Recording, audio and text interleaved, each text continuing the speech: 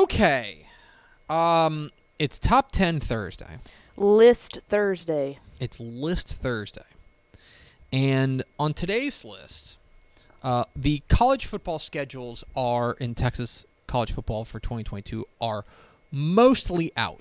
Some of them being changed, as in yesterday. So if you didn't hear, we mentioned this a few weeks ago, but Conference USA, there were 3 schools, Marshall, Old Dominion, Southern Miss, and Southern Miss, who are leaving for the American Athletic Conference.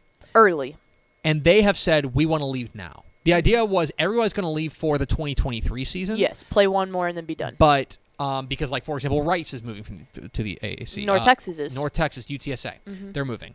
But there was going to be I think the idea was, okay, you guys can leave, but wait until the 2023 season, do one more year, and then we'll blow it all up, and then we'll be able to welcome in, like, Sam Houston State's or Sam Houston's joining, right, etc. Which is kind of when the Big 12 was going to blow up anyway, so it was just going to be one giant explosion that was going to work out for everyone. So what happened was that Old Dominion, Marshall, and Southern Miss go, well, we want to leave early. We want to leave now. And Conference USA was like, well, no.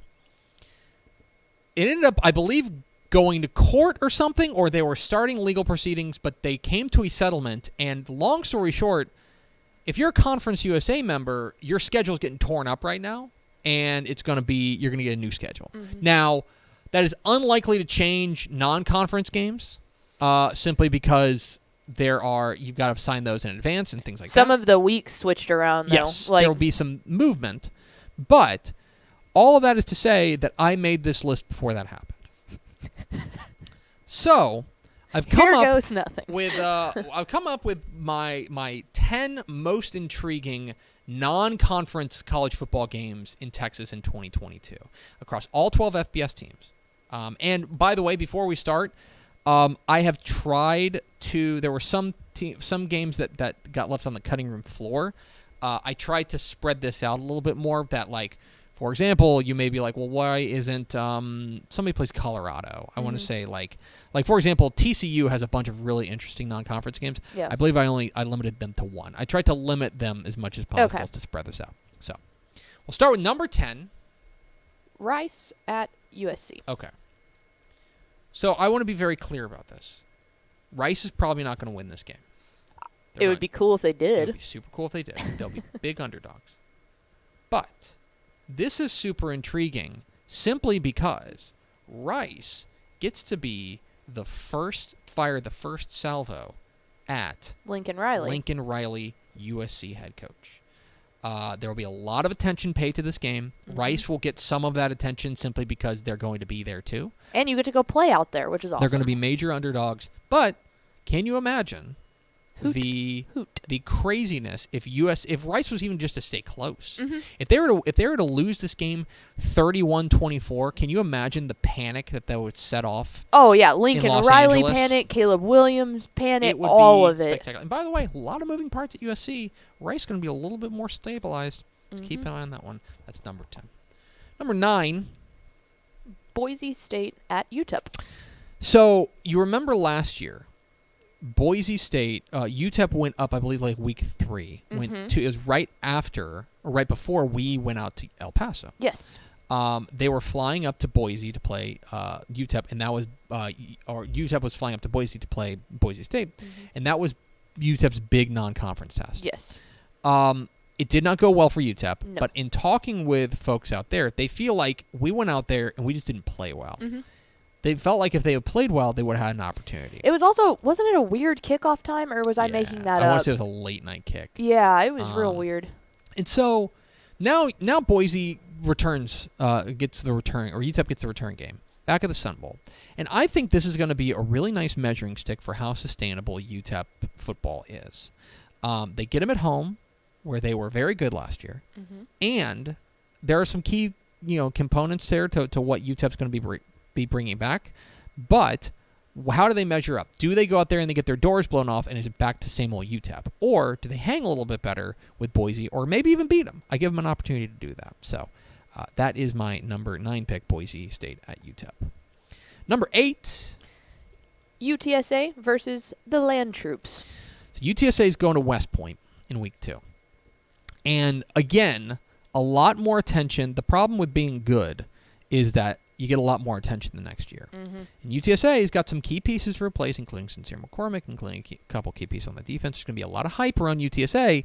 And now they go on the road to play Army, to play the troops and play that triple option. They played Army last year, correct? They did. Down, back home. Yeah, and they won. Yep. But this is a tough matchup. Mm-hmm. I mean, going on the road, Mitchie Stadium is not fun to play in. Switching time zones. They're switching time zones depending on when this game kicks. If it's an early kick, that would be another advantage for Army.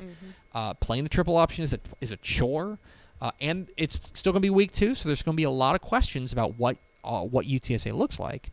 That's why it's my number 8 most intriguing non-conference game. Number 7.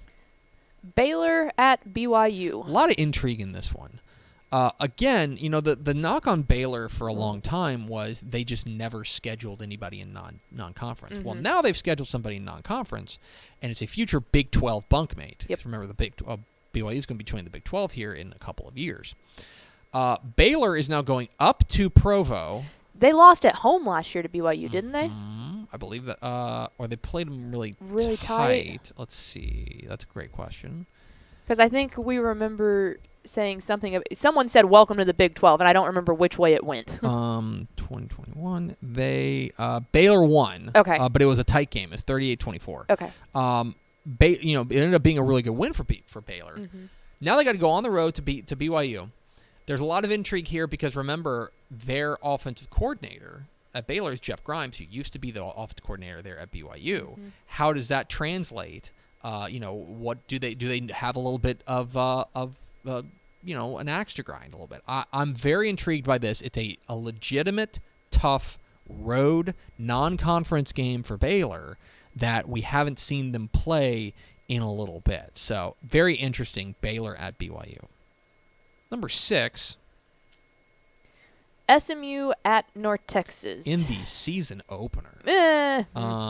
UNT actually has a week 0 game for the first time in program history against UTEP. So we start off with a conference game now. Oh, never mind. In week 0, conference game in El Paso. Now. Yeah, for now. For now. We'll see how this goes. So it's definitely the opener for SMU. Yes. SMU is going to come calling to North Texas.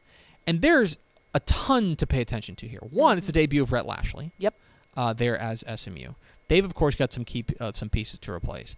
North Texas has some pieces to replace. Yes. What do they look like going in there?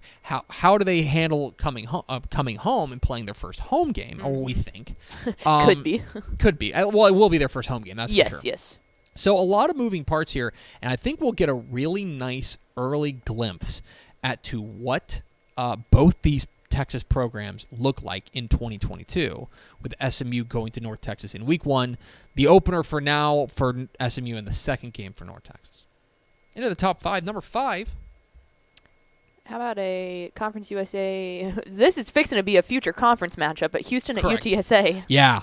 This has now replaced this is the stand-in for, you remember last year Houston opened with Texas Tech. Mm-hmm. And it was the anxiety bowl of, oh my gosh, the winner of this game probably going to keep their job. The loser of this game, probably not. And boy, howdy, were we wrong. It was complete opposite. Matt Wells lost his job. Dana Holgerson went off and had one of the best years in Houston history. Now Houston's got to go to UTSA. A lot of expectations around Houston to contend for and potentially win the American Athletic Conference. UTSA, of course, the defending Conference USA champion. This is a certified outstanding game. How does Houston handle going on the road in their opener?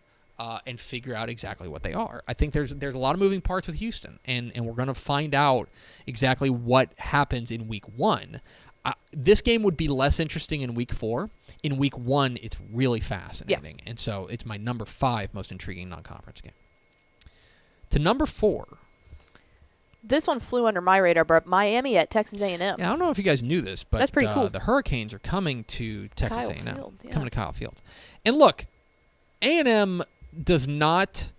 A&M usually does this. They usually schedule one power, and I think it might even be an SEC edict, but they usually schedule one Power 5 non-conference game. Yeah, because then they'll play their weird week 11 game against some team that they should smash. So it's Florida. Say play Miami this year, right?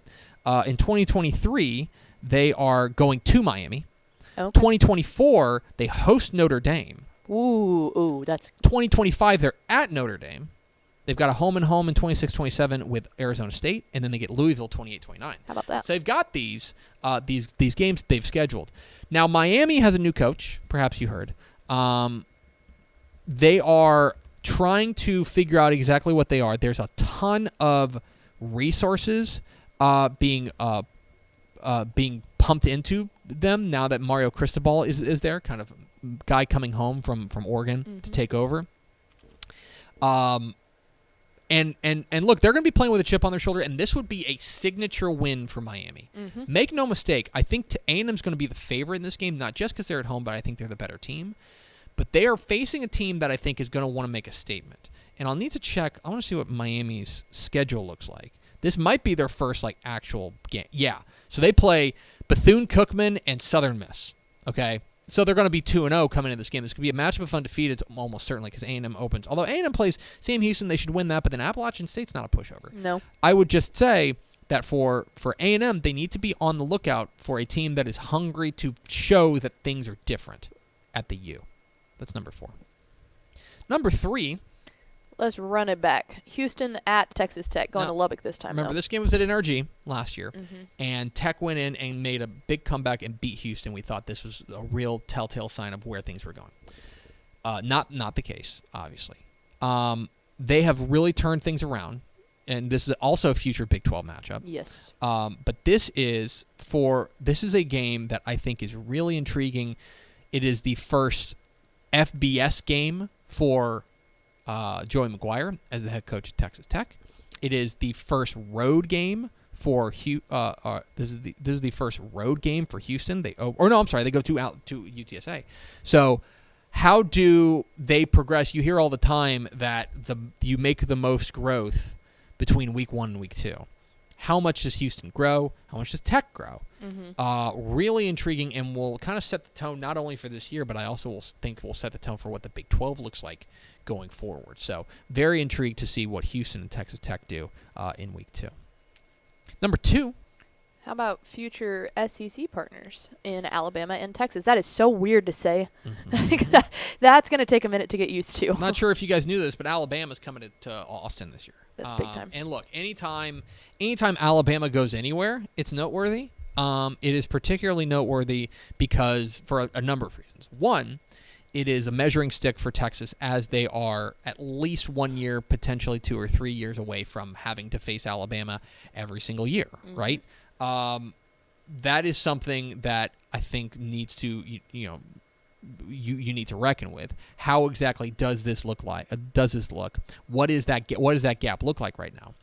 For Steve Sarkisian, this would be the biggest win of his tenure at Texas by a factor of 10. Oh, and there's personal wants to win too. Of course, he's a former Alabama assistant.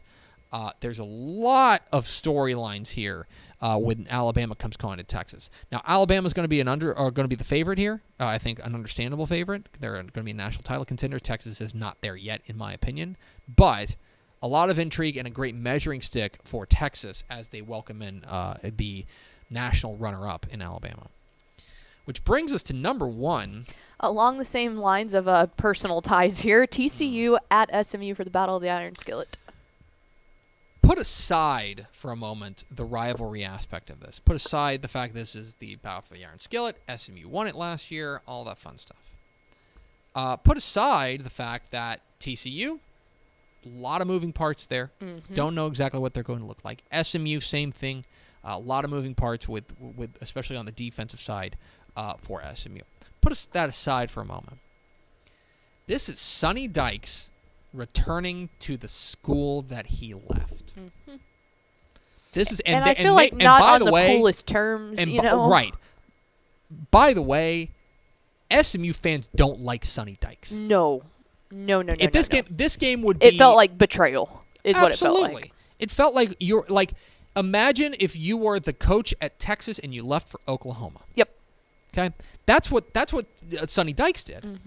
He, and Very Chris Beard-esque. in the eyes of SMU fans, he's a traitor. Yes. Right. This game would be number 4, probably number 3, maybe if this game were in TCU. Yeah. The fact that this is on the Hilltop makes this all the more intriguing. You add in the rivalry aspect of it. You add in the fact that SMU has won it. Been the more dominant force here. I think it is undisputedly TCU at SMU, the Battle of the Iron Scale, the most intriguing non-conference game in Texas in 2022. And I really like that one's week 4, because typically week 4 there's a little bit of a lull, it kind of seems like, because it's a lot of teams before they get into, or it would be like the first, conference play games, and those are kind of like meh. So I like it. Right. So there it is, my top 10 most intriguing non-conference Texas college football games in 2022. Let me know which ones you think should be on the list. Thanks so much for watching that video. If you would like more and to be notified when they come out, go ahead and click that subscribe button right down there. You can also watch Texas Football Today every day live at noon on TexasFootball.com, Facebook, Twitch, and right here on YouTube. For more of the best coverage of Texas football in the Lone Star State, go to TexasFootball.com/subscribe.